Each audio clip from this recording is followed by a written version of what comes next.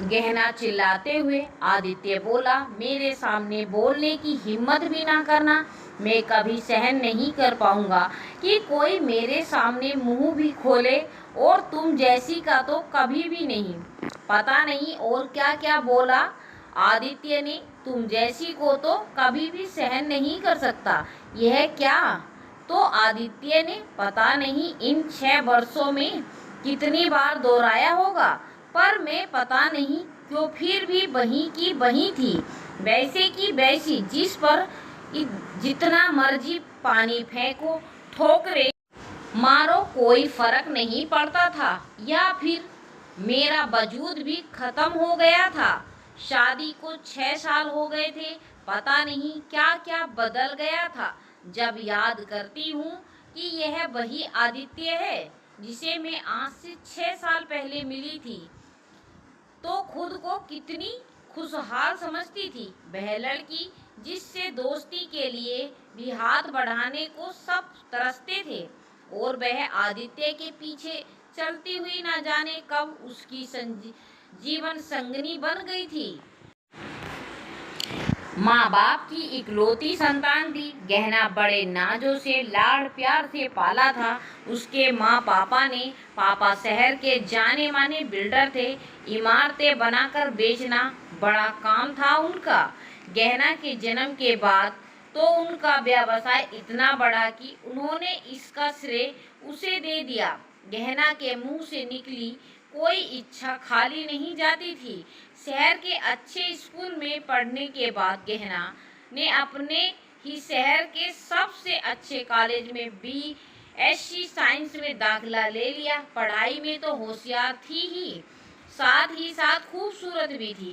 College में पहले ही दिन उसके कई दोस्त बन गए। गहना कॉलेज के प्रत्येक समारोह में भाग लेती, पढ़ाई में भी प्रथम स्थान पर रहती। इसी कारण वह अध्यापकों को भी चहेती बन गई थी। हर कोई उसकी प्रशंसा करता ना थकता था। इतने गुण होने के बावजूद भी उसमें घमंड बिल्कुल नहीं था। घर में भी सबसे मिलकर रहना और माता पिता का पूरा ध्यान उसके द्वारा रखा जाता था। एक बार पापा को दिल का दौरा पड़ा तो गहना ने ऐसे संभाला कि एक बेटा भी ऐसा ना कर पाता। दरअसल एक दिन पापा जैसे ही शाम को घर पहुंचे तो गहना रोज की तरह पापा को पानी देने आई, तो पापा को सोफे पर गिरा पड़ा पाया। गहना चिल्लाया, पर पापा ने शरीर में कोई हलचल ना थी। नौकरों और माँ की सहायता से कार से तुरंत अस्पताल ले गई और पापा को बचा लिया। तब से माता पिता का उस पर मान और भी बढ़ गया था। तब पापा ने कहा भी था कि लड़की भी लड़का बन सकती है, जरूरी नहीं कि लड़का ही जिंदगी को खुशहाल बनाता है। तब गहना को महसूस हुआ कि उनके परिवार में कुछ भी अधूरा नहीं है।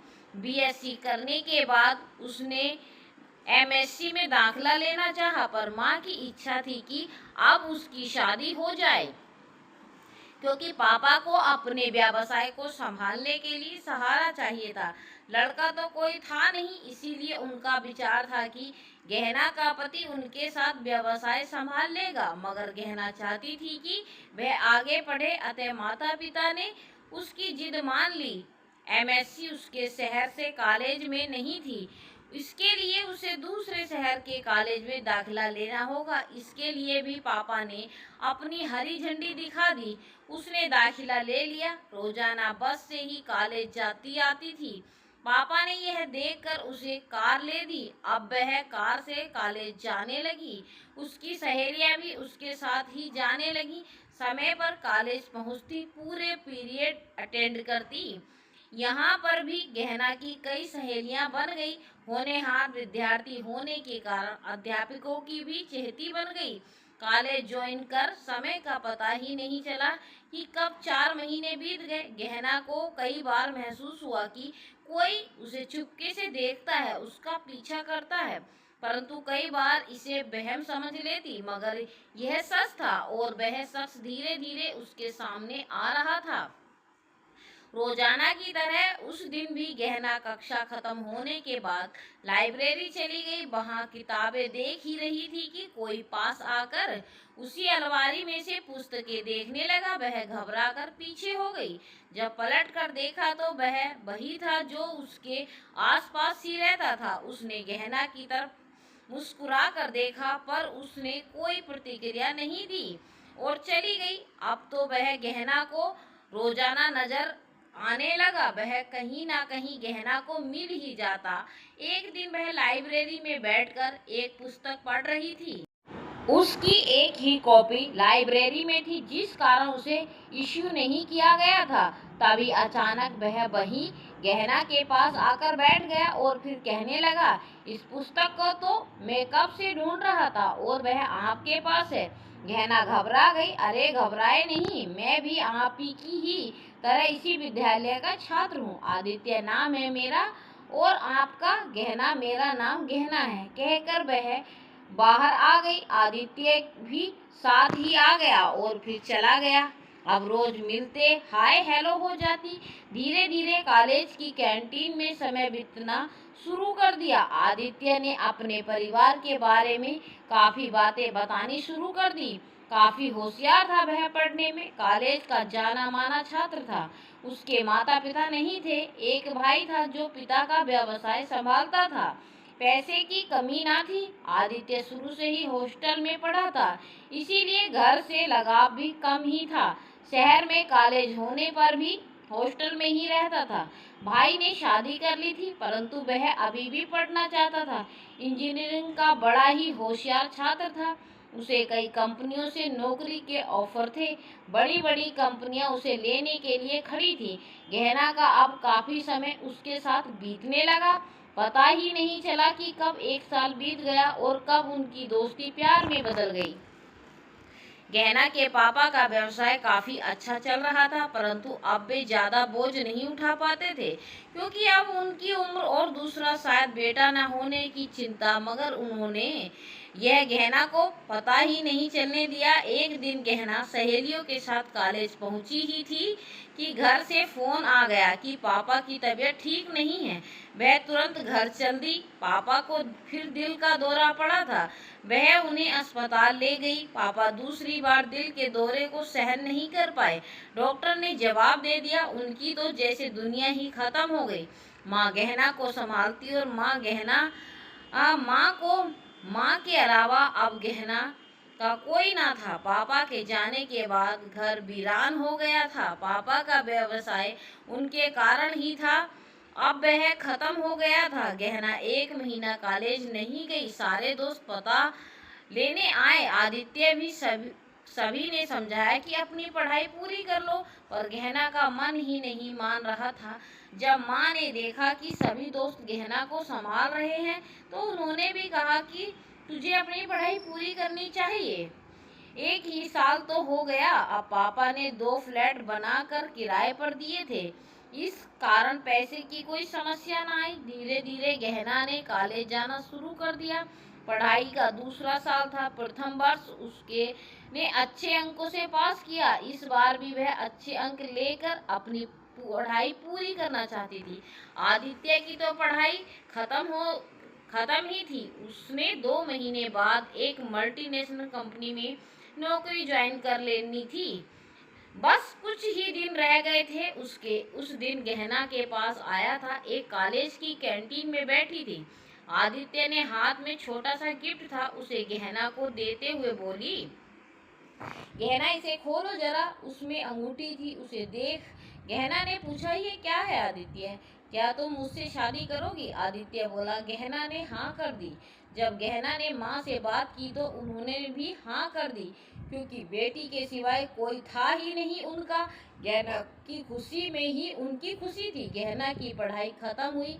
कॉलेज में टॉप किया था। अध्यापकों ने कॉलेज में ही नौकरी ज्वाइन करने को कहा। आदित्य से पूछा तो उसने मना कर दिया। पढ़ाई खत्म होने के बाद गहना और आदित्य की शादी हो गई।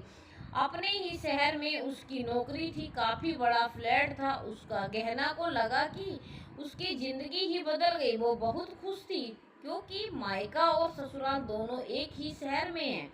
किसी की अच्छाइयाँ तथा बुराइयों का पता धीरे धीरे ही लगता है। ऐसा ही कुछ गहना को आदित्य का अनुभव मिल रहा था। कॉलेज के समय कभी कभी आदित्य जब अपनी उपलब्धियों को बताता था तो उन्हें सुनकर गहना खुश होती थी कि वह उसके सामने अपनी उपलब्धियां अच्छाइयों को प्रकट करता है, मगर वह उसका घमंड था जो अब गहना के सामने आ रहा था।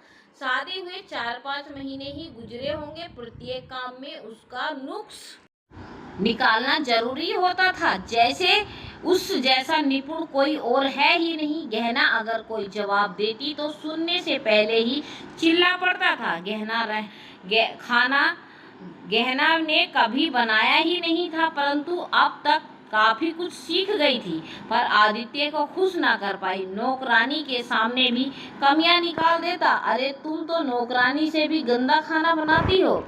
टूट जाती थी अंदर ही से गहना। ऐसे ही जिंदगी के 5 साल बीत गए। माँ को भी एक अब गहना का दुख नजर आने लगा था, पर कुछ कह नहीं पाती थी क्योंकि आदित्य गहना का ही चुनाव था। इधर आदित्य का व्यवहार, उधर माँ की चिंता। माँ बहुत अकेली पड़ गई थी।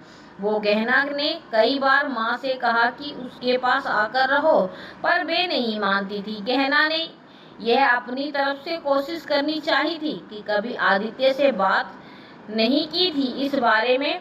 एक दिन पति का मूड देखकर बात की। आदित्य माँ बहुत अकेली पड़ गई है। पूरी बात सुनने से पहले ही वह बोल पड़ा, कोई बात नहीं गहना, उनके लिए एक केयर टेकर रख देते हैं, सारा समय उनके पास रहा करेगी, पैसे मैं दे दूंगा, कह वह कमरे में चला गया। गहना अपनी जगह खड़ी रह गई। आदित्य को क्या पता कि माता पिता का प्यार क्या होता है परिवार। शुरू से ही तो हॉस्टल में रहा, ऊपर से उसके दिमाग में घमंड भरा हुआ था। इन्हीं कारणों से अपना भी परिवार नहीं बढ़ा रहा था। एक दिन तो हद हो गई। माँ काफी बीमार थी। केयर टेकर ने फोन किया। गहना ने जाना चाहा तो आदित्य ने वहीं रोक दिया। बोला, आज मेरी छुट्टी है, मैं नहीं चाहता कि तुम घर से बाहर जाओ। कम से कम छुट्टी वाले दिन तो घर रहा करो। माँ की तबीयत की बात है तो केयर टेकर को बोल दो कि उन्हें दवा दे दे। गहना चाहकर भी ना जा पाई। माँ की तबीयत काफी बिगड़ रही थी, कुछ खा पी नहीं रही थी। गहना ने साहस करके आदित्य से बात की। माँ की तबीयत बहुत खराब है, उन्हें मेरी जरूरत है, क्या मैं माँ को यहाँ ले आऊं? आदित्य चिल्लाकर बोला, क्यों, क्या मैंने तुम्हारे खानदान का ठेका ले रखा है? तुम्हें पाल रहा हूँ, क्या यही कम है जो तुम्हारी माँ को भी उठा लाऊं? तुमसे भी मैंने शादी इसलिए की थी कि समाज में रहने के लिए एक सुंदर पत्नी चाहिए थी और घर को संभालने के लिए एक औरत, ना कि तुम्हारी खूबियां देखकर। वैसे भी खूबी तो कोई है नहीं तुम में जिसका मैं वर्णन कर सकूं। और फिर तुम्हारी माँ के अब दिन ही कितने रह गए हैं, केयर टेकर है, संभाल लेगी उसे, कहकर आदित्य चला गया। सारा दिन गहना यही सोचती रही कि क्या उसका कोई वजूद नहीं। सिर्फ उसकी शक्ल देखकर आदित्य ने इसीलिए शादी की थी कि उसकी एक सुंदर पत्नी है, यह समाज में दिखा सके। सारी रात गहना इन गुजरे सालों के बारे में सोचती रही।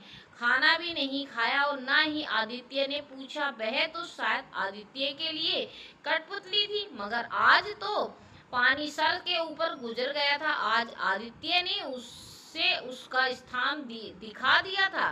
पहले भी 2-3 बार वह बेइज्जत होकर माँ के पास गई थी, परंतु फिर आदित्य के कहने पर लौट आई थी। अब उसने लौट कर ना आने की सोची थी। आदित्य के जाने के बाद गहना ने अपना सामान समेटा, चाबी नौकरानी को पकड़ाई और माँ के पास चली गई।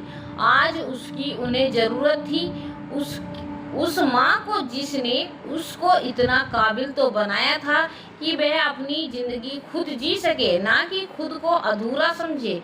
माँ ने देखा तो खुश होकर बोली, आदित्य छोड़कर गया है? नहीं माँ, मुझको आने के लिए किसी की मंजूरी या साथ की जरूरत थोड़ी है।